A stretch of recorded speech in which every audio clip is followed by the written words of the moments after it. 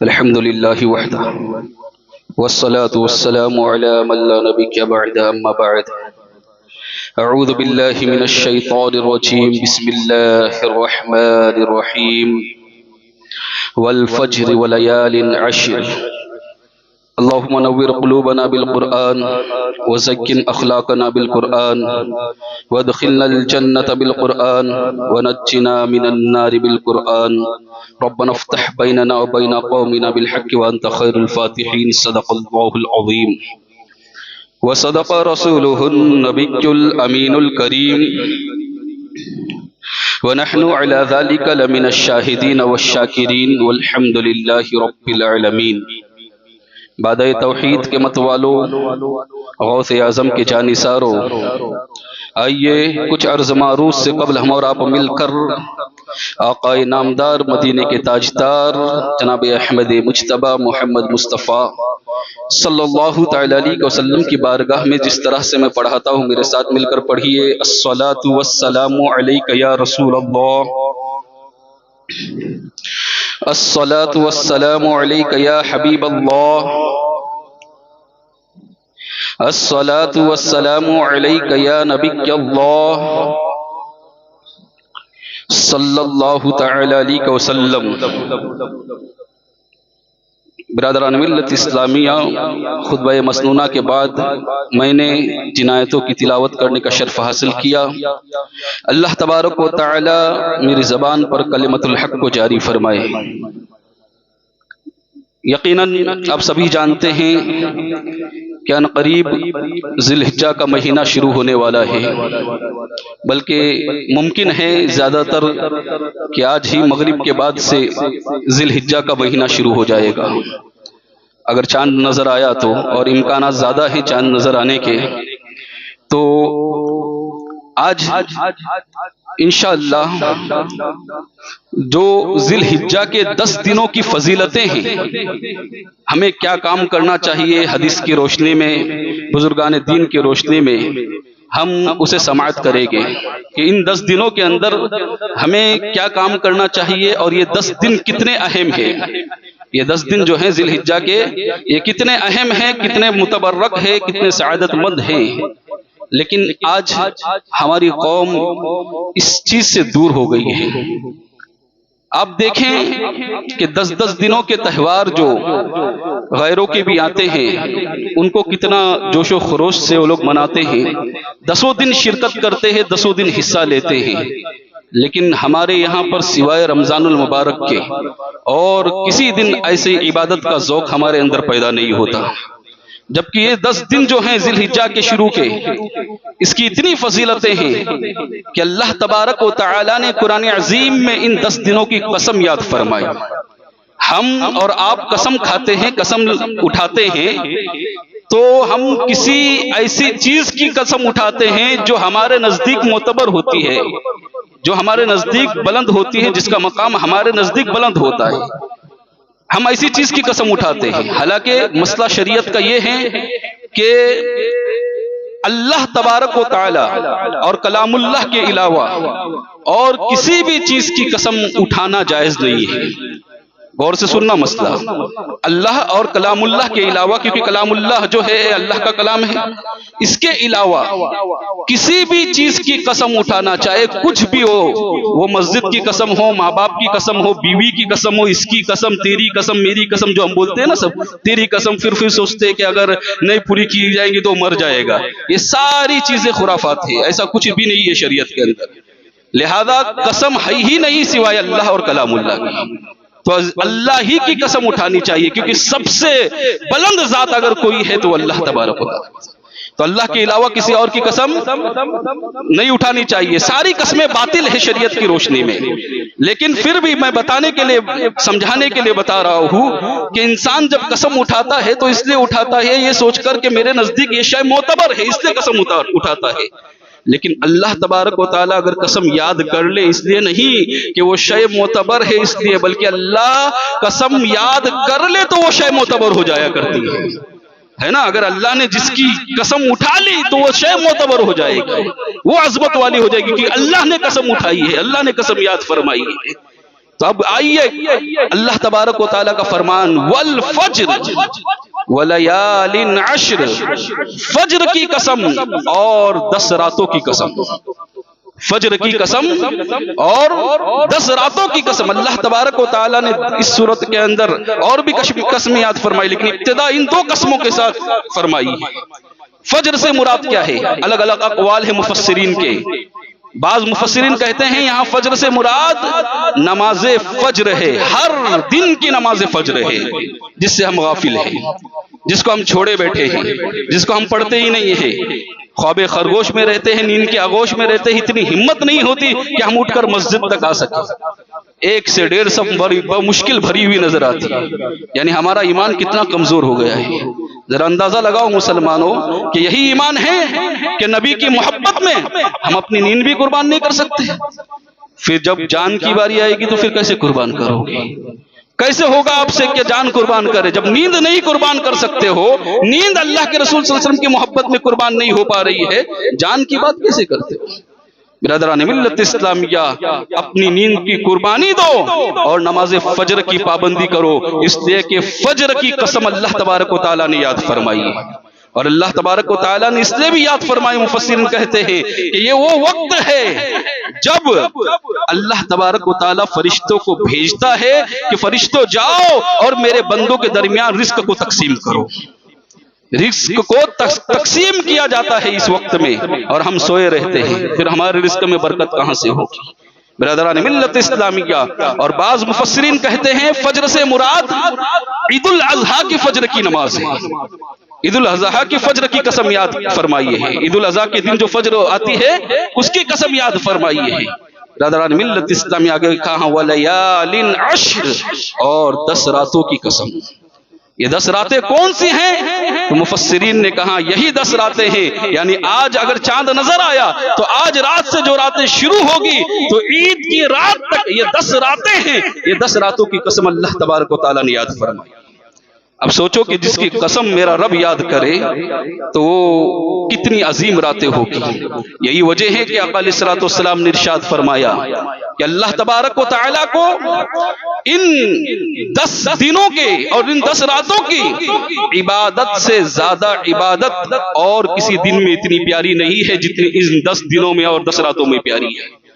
یعنی اللہ تبارک و تعالیٰ کو سب سے زیادہ اگر کسی دنوں میں اس کی عبادت پسند ہے تو فرمایا گیا وہ انہی 10 دنوں کے اندر ہے، انہی 10 دنوں کی عبادت ہیں، انہی 10 راتوں کی عبادت ہیں۔ آقا علیہ الصلوۃ والسلام نے آگے فرمایا کہ جب بندہ ان 10 دنوں کے اندر عبادت کرتا ہے اور دن میں روزہ رکھتا ہے تو اللہ تبارک و تعالی ہر روزے کے بدلے 1 سال کے روزے کا ثواب عطا فرماتا ہے۔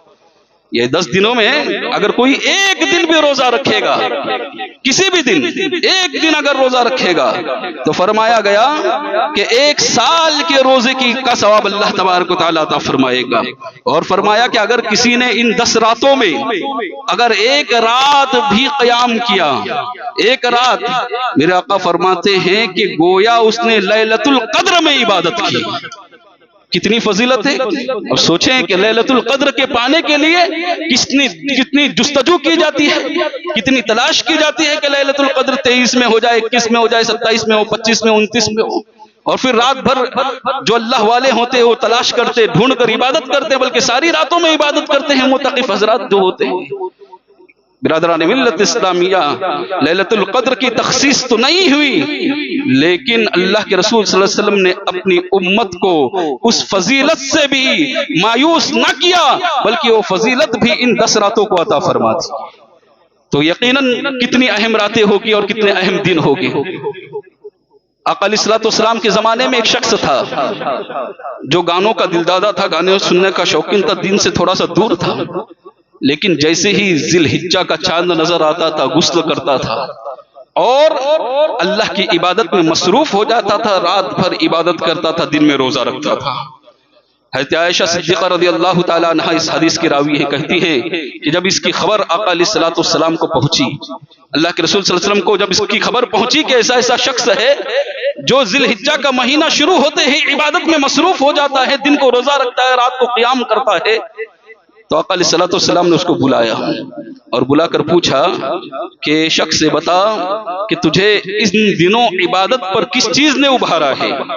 تو وہ کہتا ہے یا رسول اللہ صلی اللہ علیہ وسلم میں گنہگار، میں سیاہ کار، میں بدکار ہوں، میری تمنا ہوتی ہے کہ میں ہر سال حج کرنے جاؤں، لیکن میں وہاں تک جانے کی استطاعت نہیں رکھتا، وہاں تک پہنچنے کی طاقت مجھ میں نہیں ہے، استطاعت نہیں ہے، اس لیے جیسے ہی حاجیوں کا قافلہ روانہ ہوتا ہے میں بھی سوچتا ہوں کہ حاجی خانہ کعبہ کا طواف کر کے وہاں پر عبادت کریں گے، مینا میں قیام کر کے وہاں پر عبادت کریں گے، عرفات میں رک کر وہاں پر عبادت کریں گے، میں یہاں کیوں نہ ان حاجیوں کے نقش قدم پر چل کے اللہ کی عبادت کروں؟ اس لیے میں دن میں روزہ رکھتا ہوں اور رات میں عبادت کرتا ہوں۔ میرے آقا علیہ الصلوۃ والسلام نے فرمایا سنو، جو تم یہ عبادت کرتے ہو نا، دن میں روزہ رکھنے کی اور رات میں قیام کرنے کی، اس عبادت کا اجر ایسا ہے کہ اللہ تبارک و تعالی تمہیں حرم شریف میں 100 اونٹ ذبح کرنے کا ثواب عطا فرمائے گا۔ اگر کوئی ان 10 دنوں میں اس طرح کی عبادت کرتا ہے تو حرم شریف میں 100 اونٹ ذبح کرنے کا ثواب، اور پھر فرمایا اسی پر بس نہیں بلکہ 100 گھوڑے جہاد میں دینے کا ثواب عطا فرمائے گا، اور پھر آگے کہا کہ اللہ تبارک و تعالی 100 غلام آزاد کرنے کا ثواب عطا فرمائے گا۔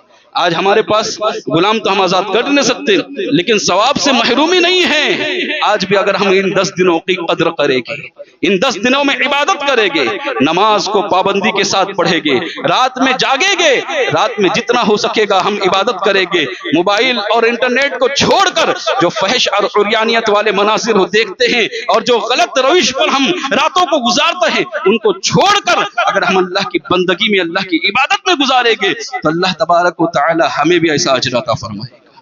برادران ملت اسلامیہ، خصوصیت کے ساتھ آقا علیہ الصلوۃ والسلام نے کچھ باتوں کی تلقین فرمائی ہے کہ ان 10 دنوں کے اندر جو کثرت سے کرنا ہے وہ کچھ باتیں ہیں، ذہن نشین کر لیں اور کوشش کرے کہ ہر کوئی ان 10 دنوں کے اندر یہ کام کرے۔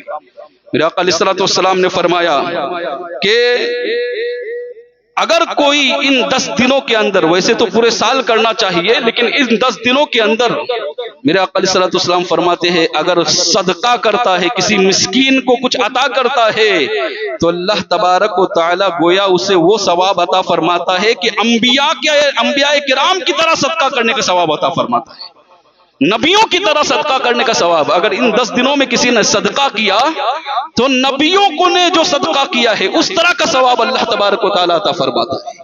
اب سوچئے کہ کتنی فضیلت والی باتیں ہیں۔ یقیناً صدقہ کرتے رہنا چاہیے۔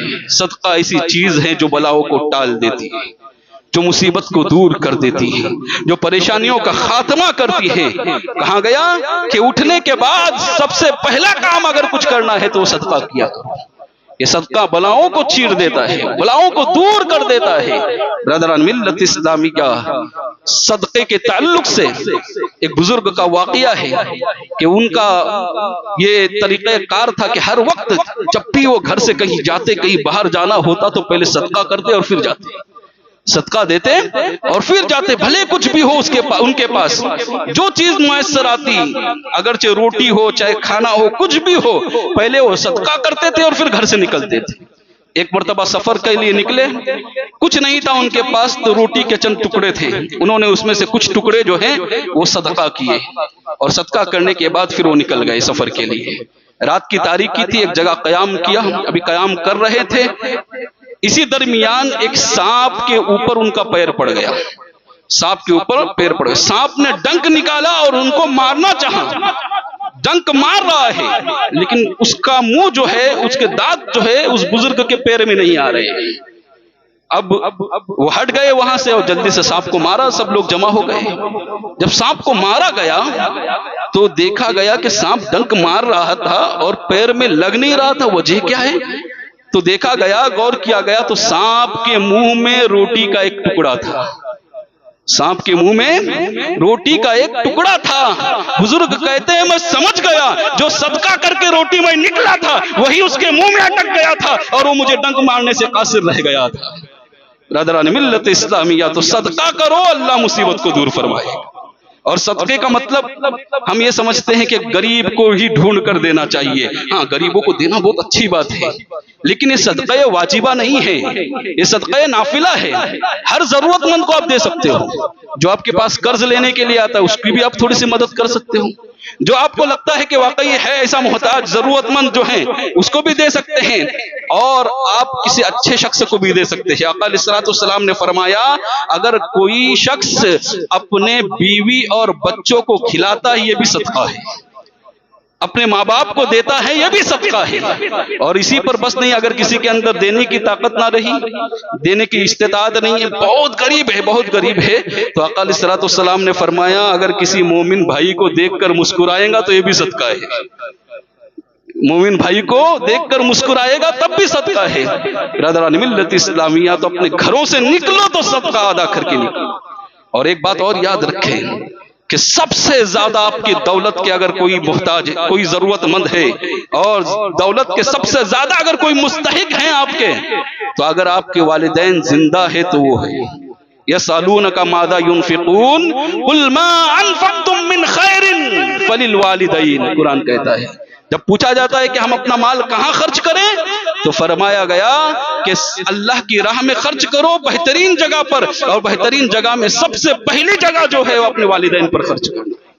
گھر سے نکلو تو سب سے پہلے اپنے والدین کے پاس جاؤ اور ان سے پوچھو کسی چیز کی حاجت، کسی چیز کی ضرورت ہے، کسی چیز کی ضرورت ہو تو کہو اور ان کی ضرورت پوری کر کے نکل جاؤ۔ میں یقین کے ساتھ کہتا ہوں ہر بلا، ہر مصیبت آپ سے دور ہو جائے گی۔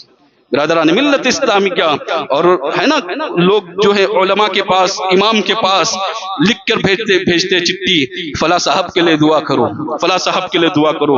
ملتے ہیں تو امام سے کہتے کہ میرے لیے دعا کرو۔ میں بڑی ذمہ داری کے ساتھ کہہ رہا ہوں کہ مجھے کوئی حدیث نہیں بتا سکتے کہ اس طرح کا معاملہ کبھی دور نبوت میں ہوا کرتا تھا کہ امام کے پاس چٹھی آتی تھی اور کہا جاتا تھا کہ دعا کرو۔ میرے آقا علیہ الصلوۃ والسلام نے یوں نہیں کہا کہ امام تمہارے لیے دعا کرے گا، کوئی عالم تمہارے لیے دعا کرے گا، پیر تمہارے لیے دعا کرے گا تو اس کی دعا قبول ہوگی، نہیں، بلکہ فرمایا کہ والدین کی دعا، خصوصیت کے ساتھ والد کی دعا اولاد کے حق میں ایسی ہے جیسے نبیوں کی دعا امتیوں کے حق میں ہوا کرتی ہے۔ اب سوچیں کہ والدین کا مقام کتنا بلند و بالا ہے۔ اگر ان کو خوش کر کر، ان کو راضی کر کے ہم اپنے گھر سے نکلیں گے تو کون سی مصیبت آپ کے پاس آئے گی؟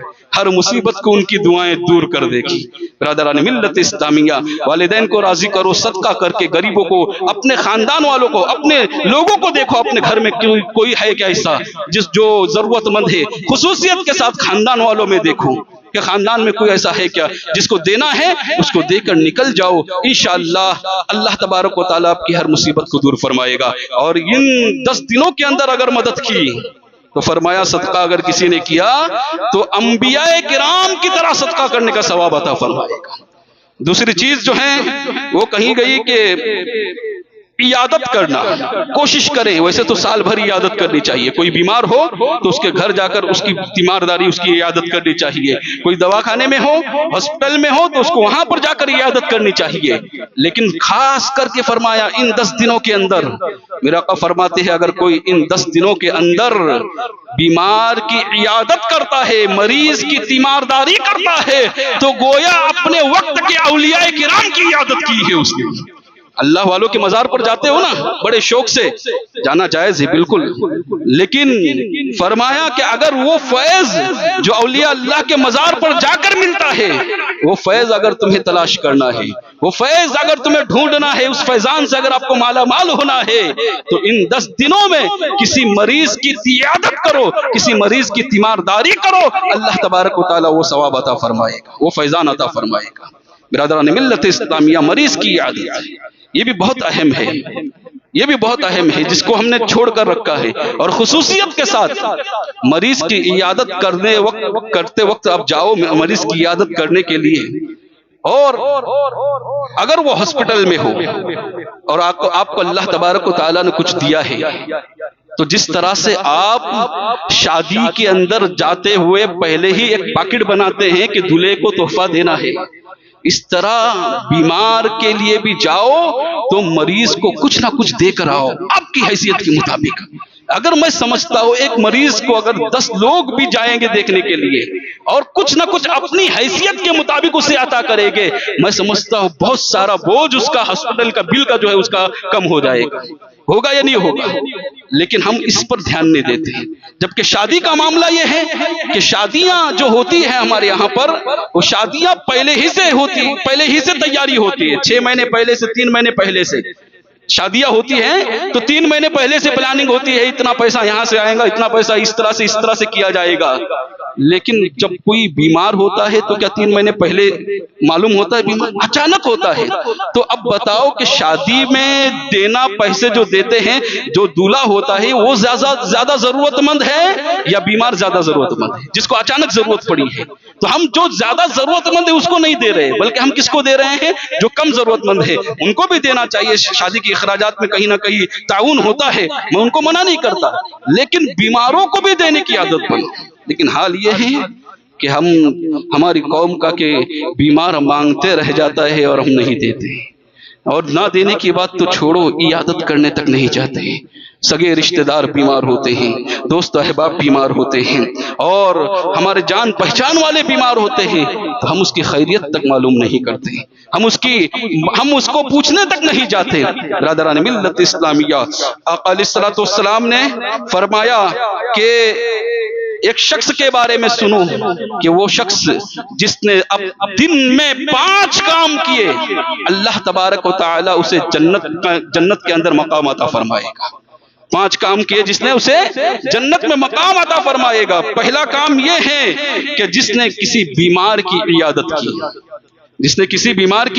عیادت کی، اللہ تبارک و تعالی جنت میں مقام عطا فرمائے گا. دوسرا جو ہے جس نے روزہ رکھا، تیسرا کسی جنازے میں شرکت کی، چوتھا جمعہ کی نماز ادا کی، اور 5واں غلام آزاد کر دیا.